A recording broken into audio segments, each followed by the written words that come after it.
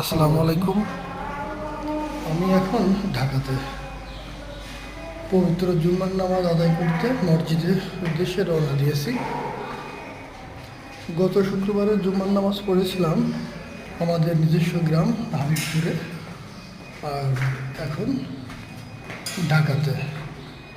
এই হচ্ছে আমাদের কর্মজীবী মানুষের জীবন। তো ঠিক আছে, সবাই জুম্মার নামাজ পড়তে যান, সবাই সবার জন্য দোয়া করেন, আল্লাহ পাক যেন সবার মনের নেক আশা পূরণ করে। আমিন। আসসালামু আলাইকুম ওয়া রাহমাতুল্লাহি ওয়া বারাকাতুহু। জুম্মা মুবারক। আসসালামু আলাইকুম। জুম্মা মুবারক।